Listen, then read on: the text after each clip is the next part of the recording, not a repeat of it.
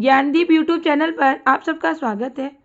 आज मैं आप सबको इस वीडियो में हिंदी साहित्य के 50 महत्वपूर्ण प्रश्न कराऊंगी। हिंदी साहित्य के आदिकाल, भक्तिकाल, रीतिकाल और आधुनिक काल से जो भी इम्पोर्टेंट क्वेश्चन बनते हैं उन सारे प्रश्नों को कराऊंगी। तो आप वीडियो को लास्ट तक जरूर देखें और वीडियो पसंद आए तो वीडियो को लाइक से सब्सक्राइब करना ना भूलें। मैंने हिंदी साहित्य पर इसी तरह बहुत सारे प्रैक्टिस सेट कराए हैं। अगर आप सारे वीडियो नहीं देख पाए हैं तो प्लेलिस्ट में जाकर देख सकते हैं। तो आज की इस वीडियो में हम फिर से हिंदी साहित्य के 50 महत्वपूर्ण प्रश्नों को देखेंगे। तो चलिए देखते हैं क्या है। क्वेश्चन नंबर 1 है हिंदी साहित्य में अनल कवि के नाम से कौन प्रसिद्ध है। हिंदी साहित्य में अनल कवि के नाम से कौन प्रसिद्ध है? रामधारी सिंह दिनकर, जिन्हें के द्वितीय राष्ट्र कवि कहा जाता है।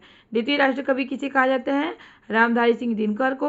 अगर क्वेश्चन पूछा जाएगा कि प्रथम राष्ट्र कवि किसे कहा जाता है, तो मैथिली शरणगुप्त को प्रथम राष्ट्र कवि कहा जाता है और रामधारी सिंह दिनकर को द्वितीय राष्ट्र कवि कहा जाता है। इनकी प्रसिद्ध रचना क्या है? उर्वशी। उर्वशी इनकी प्रसिद्ध रचना है और इसी रचना के लिए इन्हें ज्ञानपीठ पुरस्कार से सम्मानित किया गया। किसे? रामधारी सिंह दिनकर को। और इन्हें अनल कवि के नाम से प्रसिद्ध है। कौन? रामधारी सिंह दिनकर। क्वेश्चन नंबर 2 है हिंदी का पहला दुखांत नाटक माना जाता है। हिंदी का ऐसा पहला दुखांत नाटक कौन सा है? तो प्रेम मोहिनी जो है हिंदी का पहला दुखांत नाटक माना जाता है। प्रसाद जी की अंतिम रचना क्या है? जयशंकर प्रसाद जी की अंतिम रचना क्या है? जयशंकर प्रसाद जो है छायावाद के जनक है। एक क्वेश्चन पूछा जाता है कि छायावाद के जनक कौन है? तो जयशंकर प्रसाद छायावादी कवि हैं और इन्हें छायावाद का जनक भी कहा जाता है। इनकी अंतिम रचना क्या है? ध्रुव स्वामिनी है। इनकी अंतिम रचना क्या है? ध्रुव स्वामिनी। कामायनी जो है इनकी प्रसिद्ध रचना है और महाकाव्य है। कामायनी जो महाकाव्य है, इससे ज़्यादातर क्वेश्चन पूछे जाते हैं। तो कामायनी पर मैंने वीडियो बनाया है।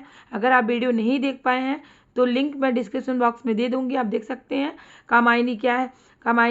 कामायनी की रचनाकार कौन है? कामायनी में कितने सर्ग हैं? कामायनी की प्रतीक योजना जो भी है, कामायनी से क्वेश्चन ज़्यादातर पूछे जाते हैं, तो आप वीडियो देख सकते हैं। तो प्रसाद जी की अंतिम रचना क्या है? ध्रुव स्वामिनी है। क्वेश्चन नंबर 4 है हिंदी का प्रथम गीति नाट्य क्या है? हिंदी का प्रथम गीति नाट्य क्या है? करुणालय है।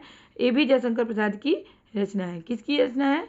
जयशंकर प्रसाद जी की रचना है। प्रथम गीति नाट्य क्या है? करुणालय, जो कि जयशंकर प्रसाद की रचना है। क्वेश्चन नंबर 5 है रामचंद्र शुक्ल ने प्रथम नाटककार किसे माना है? रामचंद्र शुक्ल ने प्रथम नाटककार विश्वनाथ को माना है। प्रथम नाटककार रामचंद्र शुक्ल के अनुसार कौन है? विश्वनाथ। क्वेश्चन नंबर 6 है जयशंकर प्रसाद के किस नाटक का आधार कल्हड़ किस रात रंगड़ी है? जयशंकर प्रसाद का ऐसा कौन सा नाटक है जिसका आधार कल्हड़ द्वारा रचित राज तरंगड़ी है? तो इनका नाटक जो है राजश्री किसका नाटक है? नाटक विधा की रचना है राजश्री और इसके रचनाकार है कौन है? जयशंकर प्रसाद है। और इसका आधार क्या है? इस नाटक का आधार क्या है? कल्हड़ द्वारा रचित राज तरंगड़ी है। क्वेश्चन नंबर 7 है चंद्रगुप्त नाटक की कौन सी नारी चंद्रगुप्त के प्रति प्रेम भाव नहीं रखती है? चंद्रगुप्त क्या है? नाटक विधा की रचना है। विधा भी पूछ ली जाती है एग्जाम में, तो आपको पता होना चाहिए। नाटक विधा की रचना है और इसके रचनाकार कौन है? जयशंकर प्रसाद। चंद्रगुप्त नाटक के रचनाकार कौन है? जयशंकर प्रसाद। और पूछा जा रहा है कि इसमें ऐसी कौन सी नारी है जो कि चंद्रगुप्त के प्रति प्रेम भाव नहीं रखती है? तो सुवासिनी जो है चंद्रगुप्त के प्रति प्रेम भाव नहीं रखती है। क्वेश्चन नंबर 8 है प्रसाद के किस नाटक का कथानक बौद्धों के पतन काल का है? प्रसाद का ऐसा कौन सा नाटक है जिसका कथानक बौद्धों के पतन काल का है? तो इनका विशाख जो है नाटक, उसमें उसका कथानक बौद्धों के पतन काल का है। किसका? जयशंकर प्रसाद का नाटक है। क्वेश्चन नंबर 9 है प्रियंवद निम्नलिखित में से किस कविता की संबंधित पाठ है? प्रियंवद में ऐसी कविता में प्रियंवद ऐसी कौन सी कविता है जिसकी पात्र है? तो असाध्य वीणा जो कविता है इसी की पात्र क्या है? प्रियंवद असाध्य वीणा के रचनाकार कौन है? ये भी क्वेश्चन पूछ लिया जाता है। तो इसके रचनाकार है अज्ञे जी हैं। अज्ञे जी का पूरा नाम भी पूछ लिया जाता है एग्जाम में। अज्ञे का पूरा नाम है सच्चिदानंद हीरानंद वात्स्यायन अज्ञे और इनकी रचना क्या है? असाध्य वीणा के संबंधित पात्र कौन है? प्रियंवद। क्वेश्चन नंबर 10 है मधुशाला का प्रकाशन वर्ष क्या है? मधुशाला का प्रकाशन वर्ष है 1935। मधुशाला के रचनाकार कौन है? हरिवंश राय बच्चन जो है क्या है? मधुशाला के रचनाकार हैं। हालावाद के जनक कौन माने जाते हैं? हरिवंश राय बच्चन माने जाते हैं। हरिवंश राय बच्चन जो है हालावादी कवि हैं। मधुशाला, मधुकलश इनकी रचना है। क्वेश्चन नंबर 11 है, खड़ी बोली का प्रथम महाकाव्य क्या है? खड़ी बोली का प्रथम महाकाव्य है प्रिय प्रवास। प्रिय प्रवास के रचनाकार कौन है? अयोध्या सिंह उपाध्याय हरिऔध है। हरिऔध जो हैं प्रिय प्रवास के रचनाकार हैं। प्रिय प्रवास महाकाव्य है और इसे खड़ी बोली का प्रथम महाकाव्य कहा जाता है। अगर क्वेश्चन पूछा जाएगा कि हिंदी का प्रथम महाकाव्य क्या है तो आप पृथ्वीराज आसो पर टिक करेंगे जो कि चंद्रवरदाई की रचना है। अगर पूछा जाएगा खड़ी बोली का प्रथम महाकाव्य क्या है तो आप प्रिय प्रवास पे टिक करेंगे जो कि हरिऔध जी की रचना है। हरिऔध का पूरा नाम क्या है? अयोध्या सिंह उपाध्याय हरिऔध। अब प्रिय प्रवास में कितने सर्ग हैं ये भी क्वेश्चन पूछ लिया जाता है। प्रिय प्रवास में 17 सर्ग हैं। कितने सर्ग हैं? 17 सर्ग हैं, महाकाव्य हैं। क्वेश्चन नंबर 12 है, छत्री उठो अब तुम कुयस की कालिमा को मेट दो। निज देश को जीवन सहित तन मन धन भेंट दो। वैश्यों सुनो व्यापार सारा मिट चुका है, देश का सब धन विदेशी हर रहे हैं, पार है क्या कलेश का। पार है क्या कलेश का, ये पंक्ति किस रचनाकार की है? तो एग्जाम में पंक्ति भी दे दी जाती है और पूछी जाती है कि ये पंक्ति किस रचनाकार की है या किसके द्वारा कही गई है। तो ये पंक्ति मैथिली शरण गुप्त की पंक्ति है। मैथिली शरण गुप्त द्वारा कही गई पंक्ति है। मैथिली शरण गुप्त प्रथम राष्ट्र कवि माने जाते हैं। ऊपर मैंने चर्चा किया है कि प्रथम राष्ट्र कवि कौन है। प्रथम राष्ट्र कवि कौन है? मैथिली शरण गुप्त प्रथम राष्ट्र कवि। प्रथम राष्ट्र कवि कौन है? मैथिली शरण गुप्त। और द्वितीय राष्ट्र कवि कौन है? रामधारी सिंह दिनकर। मैथिली शरण गुप्त की जो भारत भारती रचना है, भारत भारती जो इनकी रचना है, प्रसिद्ध रचना है, इसी रचना के लिए इन्हें रचना के लिए इन्हें प्रथम राष्ट्र कवि की उपाधि दी गई थी। और किसने इन्हें राष्ट्र कवि की उपाधि दी थी? महात्मा गांधी जी ने दी थी। क्वेश्चन नंबर 13 है, भारतीय काव्यशास्त्र का नवनिर्माण शीर्षक निबंध के लेखक कौन है? भारतीय काव्यशास्त्र का नवनिर्माण जो है ये क्या है? निबंध विधा की रचना है और इसके लेखक कौन है? नंद दुलारे वाजपेयी। इसके लेखक कौन है? नंद दुलारे वाजपेयी और ये क्या है? निबंध है। क्वेश्चन नंबर 14 है, खीर पकाई जतन से चरखा दिया चलाए, आया कुत्ता खा गया बैठी ढोल बजा। ये अमीर खुसरो की यह रचना निम्नलिखित में से किसके अंतर्गत आती है? यह जो इनकी रचना है ये ढकोसला के अंतर्गत आती है। अमीर खुसरो जो है आदिकाल के कवि हैं। इन्हें हिंद का तोता कहा जाता है, तूती हिंद कहा जाता है और ये पहेलियों मुकरियों के लिए माने जाते हैं, पहेलियों मुकरियों के लिए माने जाते हैं, प्रसिद्ध माने जाते हैं। क्वेश्चन नंबर 16 है, पुस्तक जल्हड़ हाथ दे चली गज्जन निप काज। ये पंक्ति किसकी है? इंपॉर्टेंट पंक्ति है। किसके द्वारा कही गई पंक्ति है? तो चंद्रवरदाई के द्वारा कही गई पंक्ति है। चंद्रवरदाई आदिकाल के कवि हैं और पृथ्वीराज रासो जो कि महाकाव्य है इन्हीं के द्वारा लिखा गया। पृथ्वीराज रासो महाकाव्य है, इन्हीं के द्वारा लिखा गया ये महाकाव्य है और पृथ्वीराज रासो को हिंदी का प्रथम महाकाव्य माना जाता है जो कि चंद्रवरदाई की रचना है। क्वेश्चन नंबर 17 है, देसी नाम माला के रचनाकार कौन है? हेमचंद्र हैं। हेमचंद्र देसी नाम माला के रचनाकार हैं। क्वेश्चन नंबर 18 है, हिंदी साहित्य का आदिकाल पुस्तक के लेखक कौन है? हजारी प्रसाद द्विवेदी जो हैं हिंदी साहित्य के आदिकाल पुस्तक के क्या हैं? लेखक हैं।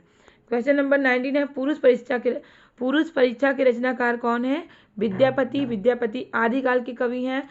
विद्यापति आदिकाल के कवि हैं और इन्हें मैथिल कोकिल कहा जाता है। किसे? विद्यापति को, क्योंकि इनकी अधिकांश रचनाएं मैथिली भाषा में है इसलिए इन्हें मैथिल कोकिल कहा जाता है।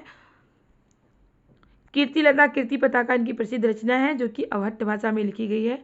तो क्वेश्चन पूछा जाता है कि कीर्तिलता कीर्ति पताका किसकी रचना है? विद्यापति की रचना है और किस भाषा में लिखी गई है? अवहट्ट भाषा में लिखी गई है।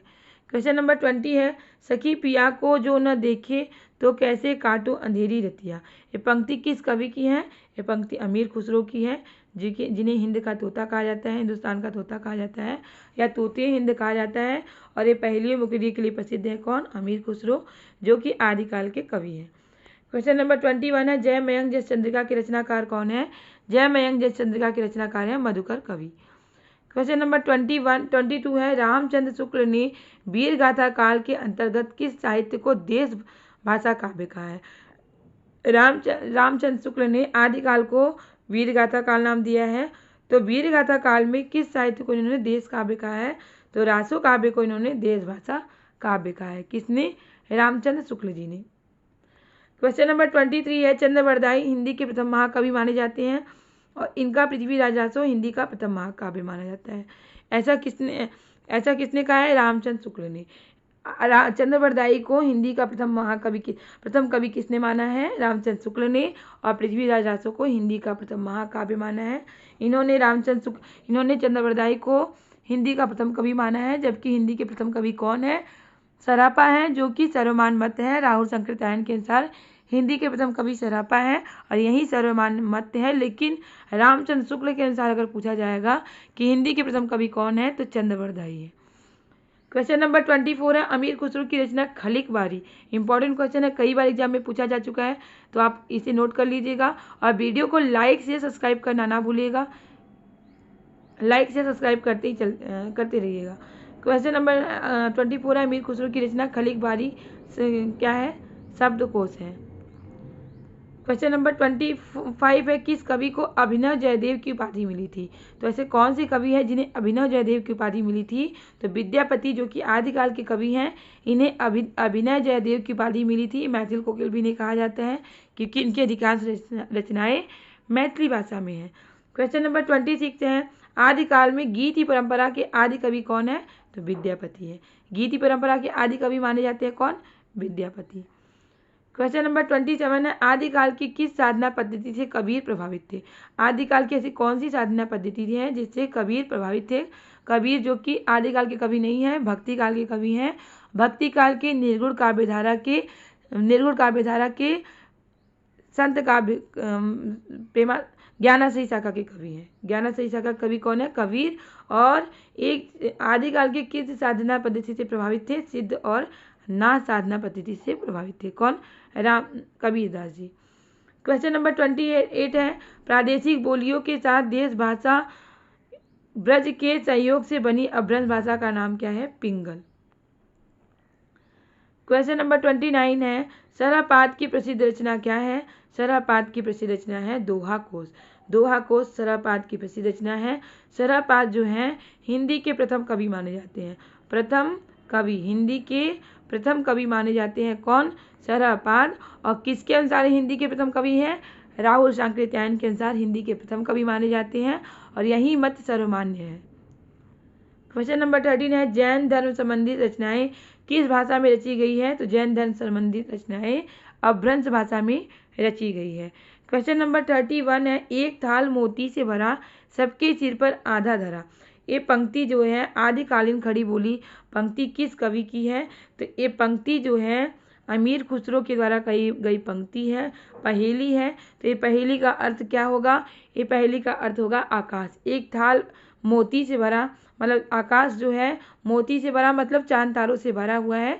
तो इस सबके सिर पर आधा धरा, तो सबके सिर पे आधा धरा हुआ है, तो इसलिए इस पंक्ति का अर्थ क्या है?